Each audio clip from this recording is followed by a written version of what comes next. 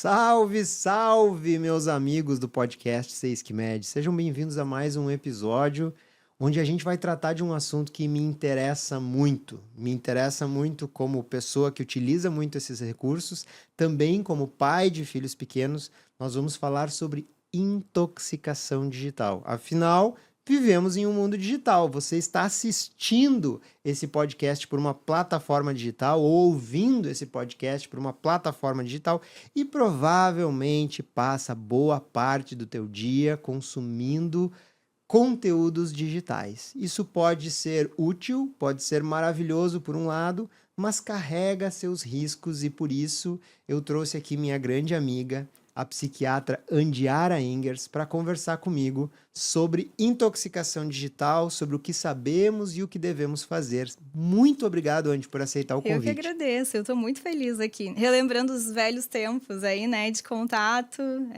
Lembrando os velhos tempos. Tô muito honrada com esse convite. Eu e a Andy fomos colegas de faculdade alguns meses atrás, né? Vamos deixar assim. Deixa assim, pouco tempo.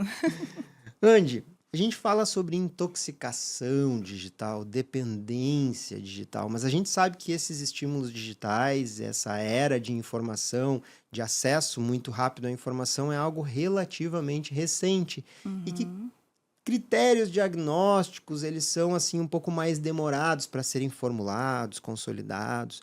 A gente já tem uma definição do que é uma intoxicação digital? Eu acho que a gente tem que pensar em intoxicação ou dependência digital e quando a gente perde o controle, né? Eu acho que o principal parâmetro é esse. Claro que existem, né, algumas descrições, ainda nada tão definido como critério diagnóstico, porque, assim, é tudo muito recente e é muito difícil fazer estudos conseguindo ter parâmetros muito fidedignos, né? Mas a gente considera a intoxicação digital como um excesso de uso de telas, onde esse excesso começa a prejudicar várias áreas da vida, né? Não é só usar muito durante o dia, durante a semana, mas é um uso com prejuízo, com alterações de humor, com aumento de irritabilidade, com a perda do controle, a pessoa não consegue não consegue viver sem o uso da Entendi. tecnologia. Sempre no mundo da psiquiatria as coisas são bem subjetivas e um pouco mais difíceis de classificar, né? O que requer um pouquinho mais de habilidade do médico ou do psicólogo, o profissional que está atendendo aquele paciente. Mas eu lembro sempre da faculdade de dizer que tudo que gerava sofrimento ou prejuízo merecia atenção, né? Sim. Mas do ponto de vista objetivo, a gente tem algum dado a respeito disso? A gente tem dados, eu até trouxe alguns dados assim bem importantes, que é uma forma também da gente provocar, né, quem está nos escutando, nos assistindo. Dados assim de uso de telas de hora, de tempo. No Brasil, as crianças, a gente tem dados mostrando que crianças de 2 a 5 anos, elas estão usando 3 horas e meia por dia de telas. Crianças de 6 a 11, a média de 5 horas por dia. Adolescentes, eles ficam até 8 horas e meia por dia no celular, enfim. Então, o que se percebe, assim, a gente teve um dado importante que a pandemia agravou muito o uso, né? Deu um salto, assim, que também é um dado que eu acho muito relevante. Jovens de 12 a 18 anos, eles que usavam tecnologia por mais de 6 horas diárias, aumentou de 17% para 59%. E pós-pandemia não reduziu mais? Acredita-se que não, né? Que a tecnologia está aí invadindo as nossas vidas, a gente também, né? Eu acho que vai ser uma conversa em que muitas pessoas vão se identificar, a gente vai falar muito sobre infância e adolescência, mas a gente também se pega muitas vezes sem conseguir sair, né? Com uma ansiedade de checar, de verificar. Claro. Acho que a grande questão sobre a dependência é o prejuízo na vida. E sim, é uma avaliação mais subjetiva que a gente tem que avaliar sintomas de depressão, de ansiedade. E a gente também tem que se avaliar, né? Se avaliar se também. Se avaliar baseado nisso. Se perceber. Tu sabe que quando tu fala ali adolescentes, né? Provavelmente isso se estende a adultos jovens, que boa parte do nosso público é de adultos jovens.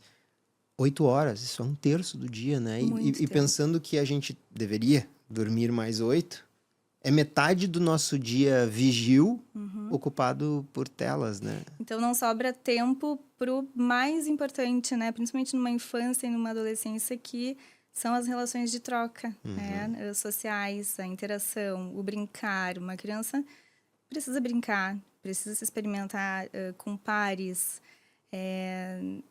São dados alarmantes, números alarmantes, que a gente tem que, sim, ficar em alerta aí, né? E falando, então, sobre o tempo, né, de exposição a telas, a gente tem uma ideia, assim, a Sociedade Brasileira de Pediatria, ela nos fala, nos dá um norte sobre o tempo de tela ideal para cada idade.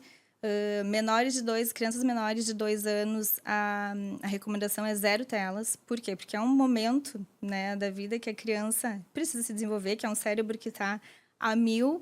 A interação face-to-face é o que mais desenvolve um bebezinho, né? Eles nos imitam, eles precisam disso.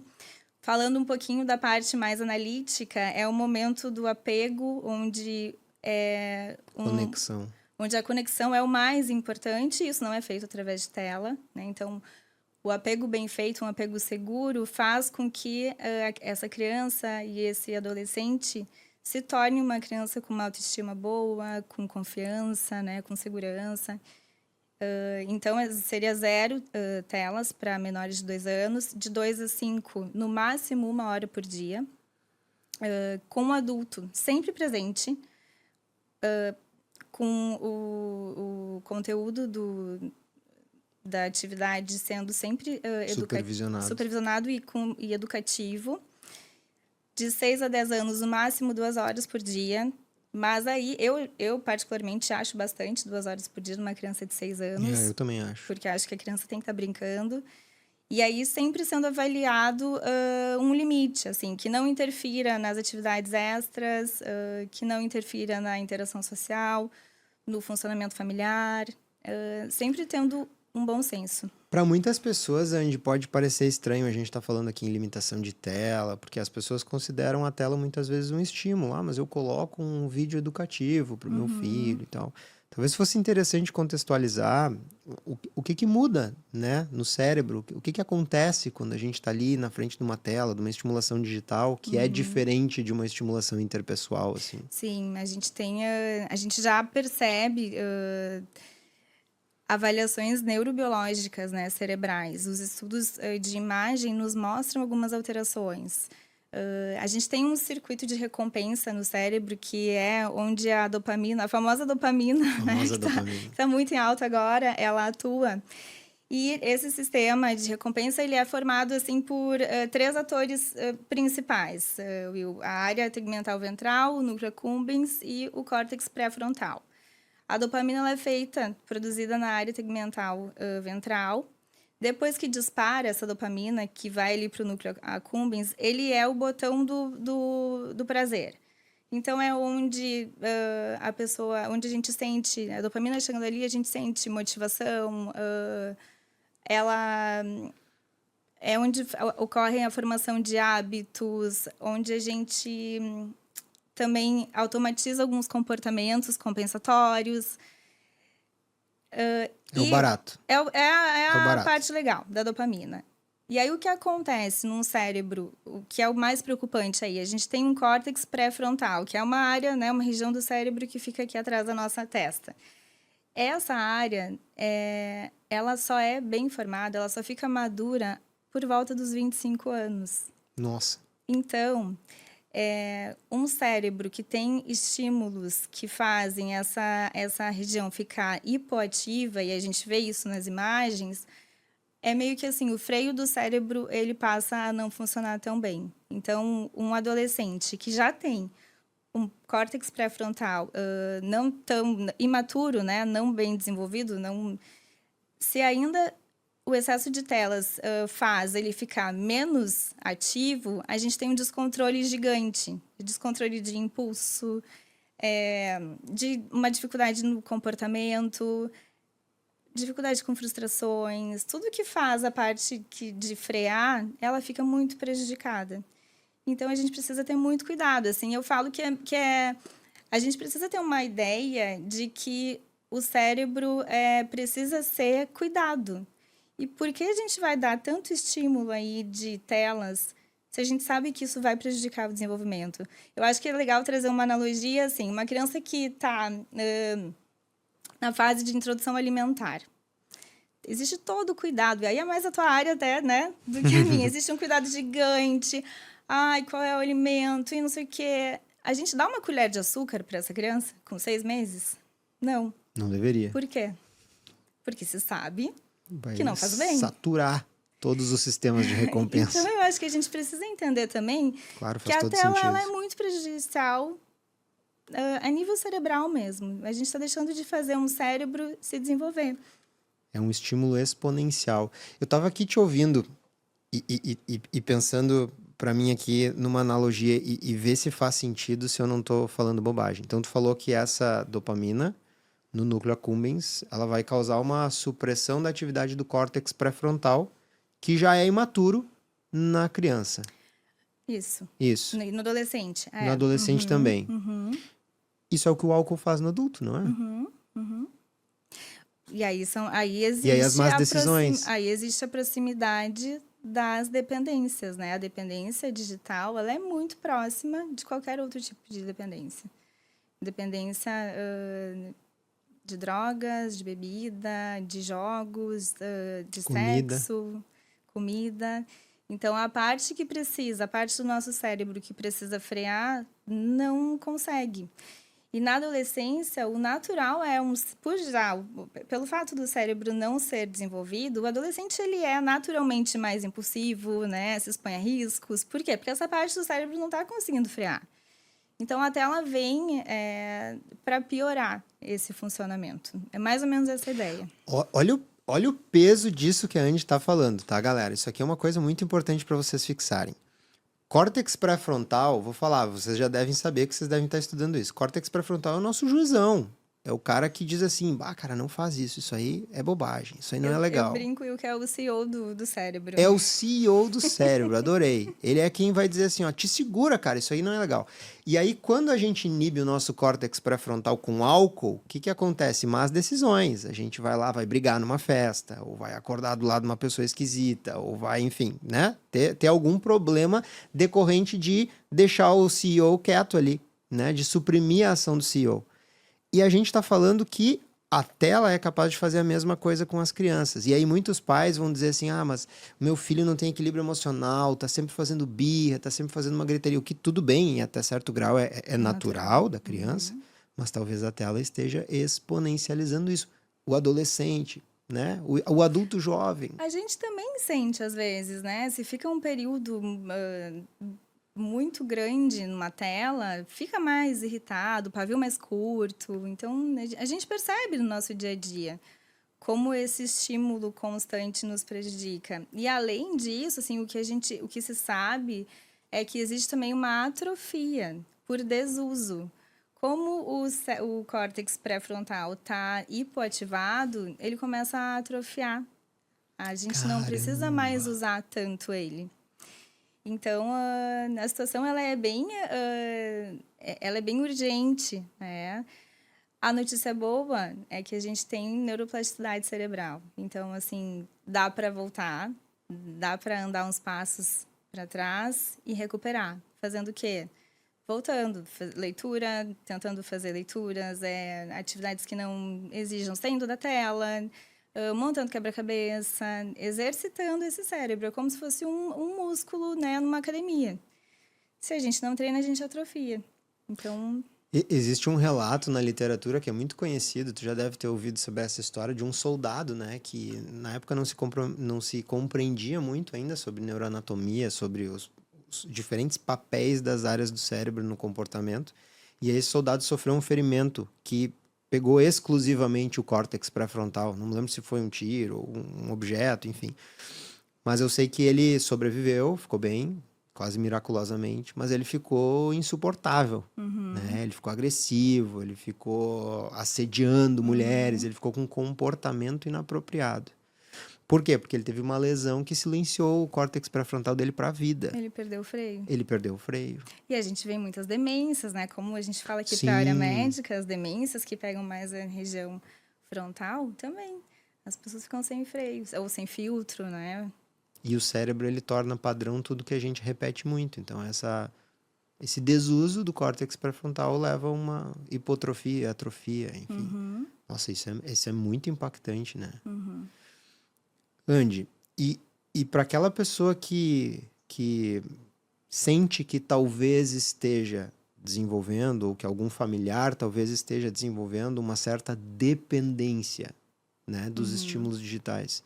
O que tu entende como sinais que a gente deve estar alerta, que a gente deve estar prestando atenção em um indivíduo que tem esse tipo de predisposição? Acho que os principais pontos são muita irritabilidade. Pais, quando pedem para o filho, filho, sai do celular agora, a criança muda muito o comportamento. Fica impulsivo, briga, fica com essa ansiedade de ter que checar toda hora. Realmente não consegue ficar sem, né? E aí, de novo, não é usar muito, é ter prejuízo quando fica sem o celular. Então, os sinais de alerta são esses. Alteração de humor, principalmente, né? De comportamento mais impulsivo, mais irritado, afeta o sono e não consegue ficar longe. Em todas as dependências, eu acho que a quantidade de consumo ela é menos importante do que o quanto a retirada mexe com o indivíduo, né? Isso aí é algo que a gente tem que ter sempre em mente, assim. Quando eu comecei a fazer vou chamar de higiene digital, comecei a diminuir progressivamente os estímulos digitais na minha vida, assim, pensando em melhorar a qualidade do sono. As primeiras vezes que eu me comprometi a ficar 24 horas sem mexer no celular, eu tinha abstinência de colocar a mão no bolso 3 vezes por minuto para procurar onde é que o celular estava, como se parte de mim tivesse escapado, entende? E claro, a gente se dá a desculpa de que a gente usa como instrumento de trabalho o telefone, né? Mas quando a gente vai abrir ali o histórico de navegação, que instrumento de trabalho, a gente estava respondendo o paciente por 10 minutos e as outras 3 horas zapeando rolando ali o feed. Rolando a tela, né? Então isso é uma coisa que é muito impactante quando a gente vai tentar fazer esse desmame. Acho que todos, em algum grau, somos um pouquinho viciados, assim. Eu não sei se esse imediatismo, essa recompensa imediata, esse rolar tela, múltiplas possibilidades, isso talvez mexa com a nossa química cerebral, assim, mas eu não sei por que isso é tão atrativo, né? Porque é mais fácil, né, Will? É mais fácil. Se a gente for tentar buscar dopamina de uma forma natural, vou ler um livro inteiro para daí ter uma sensação legal porque eu cheguei até o final e isso libera dopamina. Libera, mas em níveis muito menores do que ali na hora ter milhares de informações em 1 segundo. Então, a gente perdeu a capacidade de tolerar, de esperar, de buscar uma dopamina por uma via mais natural. Quero conhecer alguém, marcar um date pessoalmente, presencial, não. Tudo isso vai gerando. Na nossa época era muito mais, né? Acontecia muito mais. Mas gerava uma expectativa, uma ideia de tolerar a frustração, se for lá, a conversa não for boa, ou vai ser legal, aí a dopamina é liberada e as pessoas gostam, e aí depois marca outro encontro. Hoje é tudo na hora. Então, é muito fácil, porque a gente vai ficar tentando ir por um caminho mais difícil se tem uma forma muito mais rápida e mais fácil e... Claro, faz todo sentido. Imediata, né? Esses tempos eu estava conversando com alguém sobre a maneira como eu fui apresentado para minha esposa. Nós fomos apresentados por uma amiga em comum que nos julgou compatíveis. E a primeira vez que a gente sentou conversar é que a gente foi testar se éramos compatíveis ou não. As pessoas hoje têm um aplicativo que já filtra quem é mais compatível contigo, assim. Então, é uma loucura, é realmente a facilidade. E outra coisa que me chama a atenção é o seguinte, né, Andy? Toda dependência tem aquela questão da tolerância, né? Então, eu sou dependente de álcool, vou precisar cada vez mais álcool para a mesma sensação. Sim. Sou dependente de um medicamento, cada vez uma dose maior para a mesma sensação. É muito provável e possível que a intoxicação digital funcione assim, né? Funciona assim. Então, se a gente vê essa progressão de uma criança para um adolescente, provavelmente esse vai ser um adulto que vai consumir ainda mais se nada for feito a respeito. Porque eu acho que dá uma sensação de não saciedade, né? Nada sacia. Então, gera uma tolerância, tenta se buscar mais e mais e mais estímulos, né? De uma forma mais intensa e não consegue se chegar à satisfação inicial que a dopamina dava. Então, aí entra na abstinência, né? E daí sempre tem que voltar, sempre tem que buscar cada vez mais. Essa é a linha de raciocínio. É uma característica da dopamina ela não permitir essa sensação de completar o ciclo, né? É tudo sempre quero muito mais. imediato. E é isso. Sempre mais. Perfeito. Andy, trazendo um pouquinho pro tópico que talvez interesse bastante o nosso público aqui, porque nós temos muitos ouvintes que são estudantes, né, em fase final de formação na medicina, fazendo residência, enfim, onde a nossa atenção e foco, eles têm que estar afiados. Como que tu vê que essa intoxicação digital que penetrou todas as camadas da sociedade pode interferir nessa questão de foco, de aprendizado, de fixação de memória? Bom, eu acho que isso é uma resposta também que a gente pode se autoanalisar e responder, né? A atenção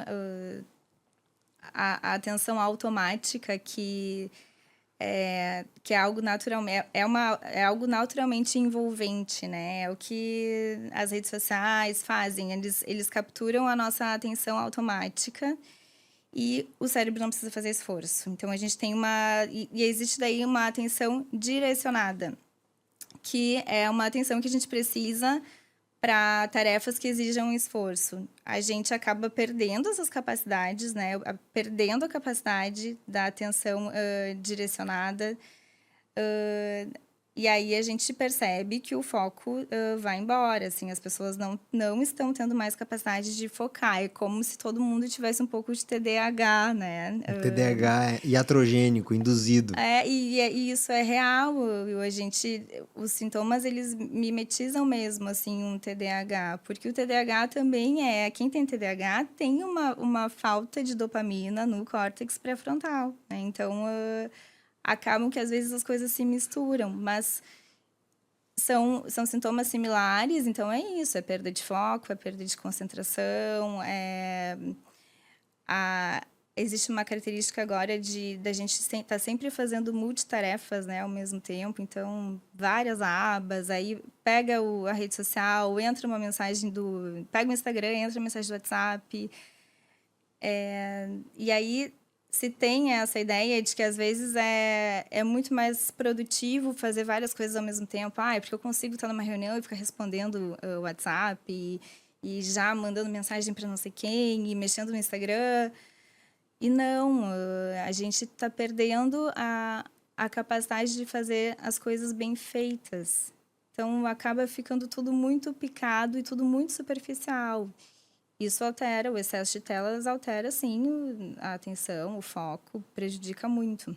E hoje a gente vê um uso indiscriminado de medicamentos para TDAH, justificado por talvez uma perda da atenção que é secundária a um comportamento, né? E às vezes, se tu pegar e aplicar um questionário de TDAH, hoje tu pega todo mundo. Esses questionários, assim, acabam que é difícil analisar por questionário, simplesmente, né? E eu acho que outra coisa importante da atenção, assim, que impacta é a luz azul das telas, né? Que interfere muito o sono. Quando a gente mexe no sono, a gente prejudica muito a atenção também e o foco, né? A ideia é que a tela ela emite uma luz azul que faz a gente ter sempre a sensação de que tem que ficar acordado, tem que ficar ativo. Então, a gente está sempre estimulando, e essa luz azul, ela tem repercussão na fase do sono REM, que é onde a gente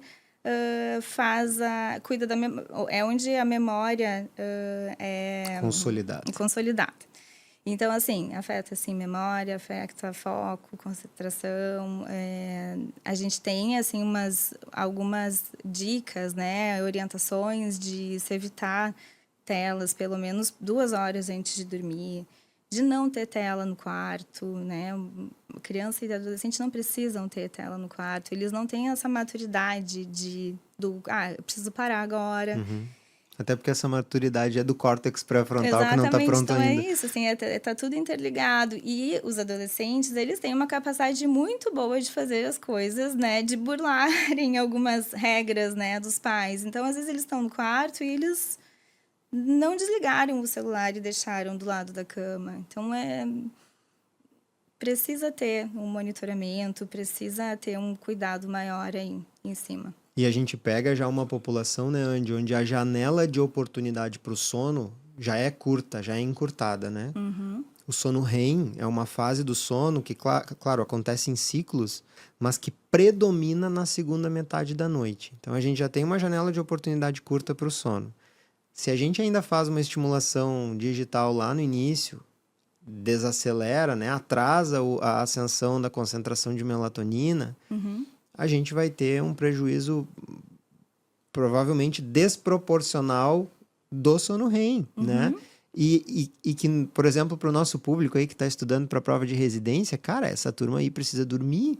Eu me lembro hoje, na faculdade, ficava estudando até as 3 da manhã para uma prova. Cara, que burrice! Porque a consolidação do conhecimento ia acontecer justamente quando eu estava dormindo, né? Então, eu chegava no outro dia na prova e, putz, eu sei que eu estudei isso, mas não consigo lembrar o que é. Claro, não consolidou. Então... E além de diminuir de retardar a produção de melatonina, reduz também, né? Os níveis, eles são menores em quem tem o estímulo da tela, da luz azul. E aí a gente vai ter uma redução da profundidade do sono, né? Eu me lembro de ler um estudo falando que o grau de interação que a gente tem com a tela, além da questão da luz azul, também tem um prejuízo, né, proporcional. Então, assim, a tela com a qual a gente não interage, por exemplo, uma televisão, assim, ela é menos nociva do que um computador, que é menos nocivo do que um videogame. E o mais nocivo de tudo é o celular. Sim. E se tu for ver, é quase o bico entre as pessoas deitar na cama e aquela última zapiadinha, assim, que às vezes perdura por 1 hora inteira, né? Então, além de atrasar o início do sono, vai prejudicar a qualidade do sono. Prejudica a qualidade também. Sim, a gente tem isso, assim, os estudos mostram que as redes sociais, né, o celular é o que mais afeta.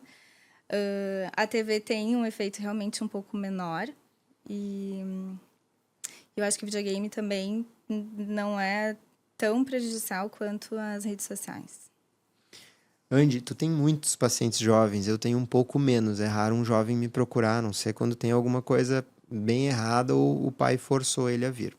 Mas falando sobre todos os exemplos que tu citou aqui, eu me lembrei do caso de um rapaz que normalmente eu reservo 1 hora de consulta para cada paciente e a consulta dele dura 15 minutos. Ele quase não fala. É muito difícil tirar alguma coisa dele, assim. Ele mostra claramente um desconforto. Só que, paradoxalmente, no WhatsApp, ele interage perfeitamente, entendeu? Então, eu já sei, quando eu tô acompanhando ele, que eu vou conseguir extrair muito mais informação no WhatsApp com ele do que na conversa olho no olho, assim. E eu fico pensando, será que os nossos jovens não estão desaprendendo essa interação olho no olho? Porque tu trazendo esses dados, assim, eu achei isso aí uma coisa alarmante. 8 horas na frente da tela.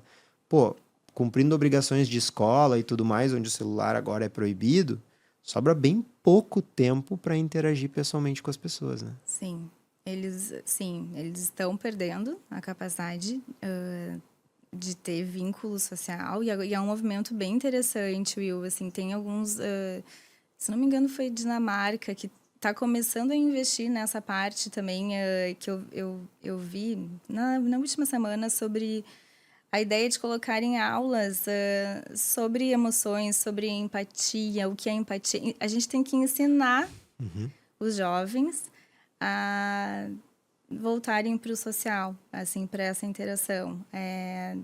Tem também um movimento muito grande agora de fazer terapias em grupo para adolescentes, para aprender a olhar no olho, para aprender a conversar olho no olho, sem ter tanta vergonha, sem ter fobia social, porque são mundos, às vezes, até paralelos, né? Assim, um mundo é na rede social e, às vezes, a forma que eles se manifestam é completamente diferente do que na vida real. Sim, exato. Né? Às vezes parece que são pessoas Pessoas diferentes, assim, diferentes, é né? isso. Uma coisa é no TikTok e outra coisa é na vida real. Então, sim.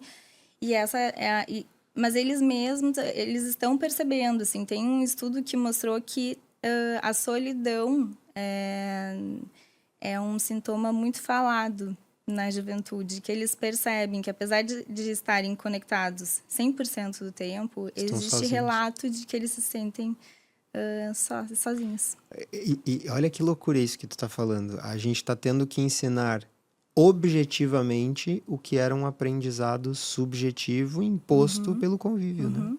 Acho que sim, acho que a gente está tendo que fazer voltar muitos passos, assim, fazer o caminho de voltar como que era a infância no passado, porque se percebeu que existe um impacto muito ruim mesmo das telas, né? Na saúde mental. E na saúde mental. Níveis de ansiedade, de depressão, existem algumas particularidades, assim, falando sobre as meninas, o impacto de meninas, adolescentes, com redes sociais é muito maior do que os meninos. As meninas, elas se prejudicam mais porque elas vivem com comportamentos de comparativos, né? Muita competição, autoimagem, fofoca. O mundo da menina é mais esse, então... Mais hostil. Então, o impacto das redes sociais, ele vem muito pesado, mas se percebe que as meninas conseguem, mesmo com isso, elas vão se desenvolvendo de uma forma mais natural. Na escola, vão passando de ano, vão fazendo faculdade, trabalho, conseguem sair de casa, né, da casa dos pais. E, no paralelo, os meninos, no primeiro momento, eles vivem mais na parte de videogame, que precisa desse estímulo, né, dopaminérgico também, mas que eles acabam ficando mais tempo no videogame e prejudicando muito o desenvolvimento natural depois, assim. Então, é o que a gente fala às vezes, são os homens de 28, 30 anos na casa dos pais, sem trabalho, jogando videogame, né? Então, isso também, a saúde mental, a gente vai vendo as diferenças. As meninas, elas são mais ansiosas e depressivas, mas os meninos vivem num isolamento e retardam muito, assim, a maturidade na vida mesmo, o entrar na vida adulta. Eu acho que por ocorrer uma mudança progressiva, uma mescla dos papéis, as meninas das gerações atuais, isso já é uma coisa da tua geração, mas da nossa geração para frente, eu acho que isso tem sido cada vez mais forte. Elas têm uma dificuldade de encontrar o seu papel, assim, porque a mulher, ela foi incorporando papéis sem abdicar de nenhum, né? Então, ela continua sendo o centro do núcleo familiar, sendo o maior ponto de contato com os filhos, mas agora ela também tem uma gestão de carreira, ela ainda tem a comparação estética muito maior do que que existe entre os homens, entende? Então a mulher foi se enchendo de exigências, ela incorporou exigências novas, mas não abdicou de nenhuma. Então eu imagino a confusão que isso deve gerar. Acho que além dela, né, além da autocobrança ser da mulher, também, né, é uma sociedade que está também entendendo, que também exige, que também cobra. Então, é um malabarismo aí que... É um malabarismo? Que está se tentando entender. Uma loucura. Muito bom. Andy, vamos falar do ponto de vista prático, assim. Vamos pensar que a maior parte das pessoas aqui se identificou como tendo que se submeter a tratamento de intoxicação digital. Eu, pelo menos, me identifiquei, tá? Esse pode ser um tratamento domiciliar, pode ser um tratamento supervisionado. Então, quais são as tuas orientações com relação a quais são os sinais que nos fazem procurar ajuda E como a gente tem que lidar com isso na nossa esfera pessoal ou gerenciando, por exemplo, um filho pequeno? Quais são as tuas recomendações? Eu acho que é perceber a dificuldade, né, como eu falei antes, a dificuldade de sair da tela, impulsividade, irritabilidade, alteração no sono, desempenho escolar, alteração nos outros lugares, né, de interação com os amigos. E aí, se tentar. A gente não pode também, assim, fazer com que demonizar, né, a tecnologia. Claro. Eu acho que cada família precisa também entender a dose. Encontrar o seu ritmo. Tudo muito individualizado também. O que eu trouxe, assim, esses dados, eu acho que para impactar realmente, para a gente entender o tamanho do problema que está aí, né? E que a gente pode, sim, mudar essa trajetória, né? De realmente cuidar da saúde mental dos nossos filhos, né? Familiares. Mas procurar ajuda principalmente nisso, assim, quando se percebe sintomas depressivos, sintomas ansiosos, ideação suicida, que é uma coisa também que é muito comum, né, na adolescência, justamente pelo descontrole de impulsos. Então, eu acho que é ficar próximo. A gente, né, eu, como psiquiatra, psicoterapeuta, oriento muitos pais a ficarem próximos dos filhos, a encontrarem lugares de conversa, a entenderem qual é o mundo aí virtual, qual é o mundo que o filho está transitando. Tem monitoramento também, eu acho que é importante a gente falar sobre isso, né? Tem pessoas que às vezes pensam, não vou entrar no celular do meu filho. Não vou invadir a privacidade. Não vou invadir a privacidade. Mas, se a gente pensar que um tempo atrás, quando não se tinha celular, a gente ia para uma festa, os nossos pais sabiam onde era a festa, né? Essa era a festa de amigo. Ligava para a mãe do amigo para saber se realmente ia ter a festa, qual horário que começava, qual horário acabava, quem são os amigos que iriam, os pais levavam, buscavam. Então, agora, se um pai, uma mãe, dá um celular na mão de um filho, ela está abrindo uma porta para um mundo que ela não sabe o que está acontecendo lá dentro. Então, eu acho que tem que ter uma conversa... Excelente analogia. Tem que ter uma conversa muito franca de, assim, filho, eu estou te dando um portal aqui para um mundo muito desconhecido que eu não tenho acesso. Então, se eu entender que eu preciso entrar e ver com quem tu está falando, por onde tu está andando, eu tenho que ter a senha e eu vou entrar. Não como uma forma de... Invasão, autoritário, não. Como uma forma de cuidado mesmo. Eu acho que conversar e explicar isso é fundamental. Se um pai e uma mãe dão uma ferramenta que é para um mundo muito desconhecido, eles têm o dever de saber por onde que o filho está transitando, com quem ele está falando. Faz todo sentido. Andy, deixa eu te fazer uma última pergunta fora do roteiro aqui. Mas, com certeza, modular a nossa exposição, eu acho que é o caminho certo, assim. Mas se fala muito hoje, e eu não sei se isso é um modismo, não é muito da minha área de conhecimento, ou se isso é algo que já tem algum respaldo científico, em jejum de dopamina. Em ficar um tempo sem os estímulos, de forma programada. Tu acha que isso faz parte de uma estratégia eficiente? Faz. A desintoxicação, ela é feita não de uma hora para outra, né? Não é uma restrição absoluta. Então, sim, em doses, acho que é aí readaptando, né? Acostumando o cérebro com doses menores, orientadas, com essa supervisão, assim, com esse planejamento, sim. Perfeito. Minha amiga, muito obrigado pelo teu tempo, pela tua disponibilidade, não será o último. Eu que agradeço, adorei participar. Que maravilha. Quem se identificou com esses sintomas, quem quer saber mais sobre isso, onde te encontra, Andy? Meu Insta é Indiara Engers, psiquiatra Indiara Engers. A gente vai colocar aqui na legenda do YouTube. Isso aí. Tá bom. Muito obrigado. Obrigada, viu? Meus queridos, levem essas mensagens para vocês, para quem vocês amam também, compartilhem esse podcast com quem possa estar interessado nesse tipo de conteúdo. Lembrem de curtir, de comentar aqui embaixo, fazerem as perguntas de vocês, a gente tenta responder todas. E muito obrigado mais uma vez pela sua companhia. A gente volta a se encontrar na próxima semana. Um beijo no coração, fiquem com Deus. Tchau, tchau.